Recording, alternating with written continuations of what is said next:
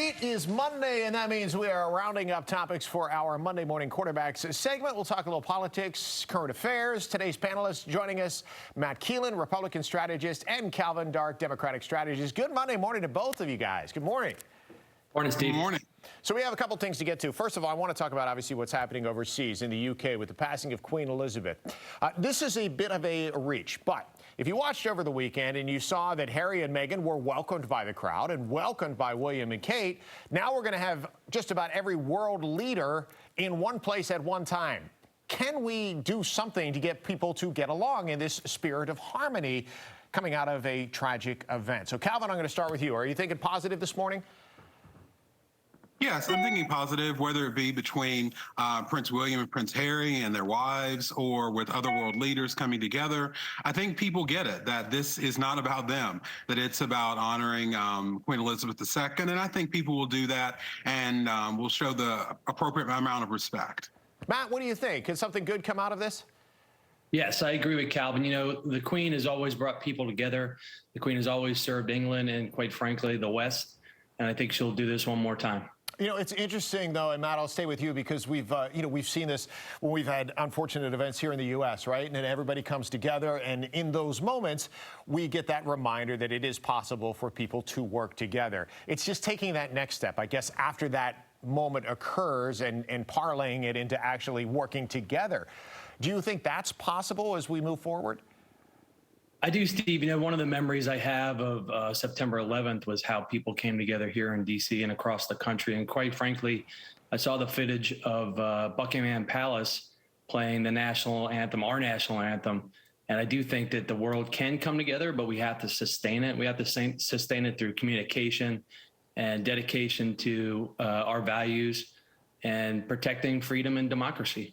And playing off of that, Calvin, what do you see as the keys to doing that and finding some type of harmony now in spirit of cooperation? What has to happen? Well, I think, we have to look at the current political challenges we have, which we know that there are people on all sides of those issues, and put them alongside history and the long-term goals that we all have. And I think if people look at that, some of the differences that we might quibble over seem a lot less significant. So I think if we see things in perspective, that's totally possible to have that cooperation and collaboration that we need. All right, one of the issues is, we'll switch gears right now and talk about some other topics. One of the issues, obviously, where we have seen separation in thought is when it comes to the migrant crisis, and we see that playing out here in Washington. And last week we had the mayor of Washington announcing an emergency situation to try to get more help to help with the situation. So, Matt, is it a good idea to allocate special funding to something like this? Is there a better way to handle the situation? And just the thoughts on this process of busing people from down south to various cities across the northern U.S.? Sure, Steve. The problem occurs at the border, right? So the nation needs to make sure that we have a border control that actually works. And what we're finding out in blue cities across the country right now is that there's been a crisis in this country for quite some time. 5 million people have come across the border since Joe Biden's been sworn into office. That's more than 25 state populations, meaning that there's 25 states with less than a 5 million population. So something has to be done at the border to control this crisis. And of course, the Washington, D.C. is always open arms and with big hearts. We're going to take care of these people, but the country needs to come up with a policy that actually works at the border. A country without borders, Steve, ceases to be a country after some time. And it is a question, unfortunately, that's gone back administration over administration after administration. So, Calvin, based on that, your thoughts and suggestions as to what can be done? Well, we have to make sure that we are clear that there are two crises happening.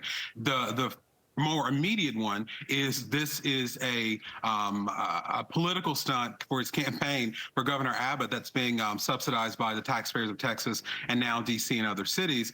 And so that part's unfortunate. But then the second bigger crisis is that we have an immigration system that doesn't work. And I think that one of the most important things that Mayor Bowser said last week was that the White House and Congress need to fix this.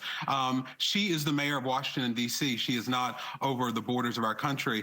And I don't really think that the governors who are sending these migrants here to D.C. and other places have their best interests at heart. Yeah, I mean, added to the list of things that are national issues that have center stage right here in the nation's capital in Washington, D.C. Guys, we're going to leave it there for now, but I look forward to chatting with both of you again for a future Monday Morning Quarterback segment. Republican strategist Matt Keelen and Democratic strategist Calvin Dark. Thanks to both of you this morning. Thanks, Steve. Thank you.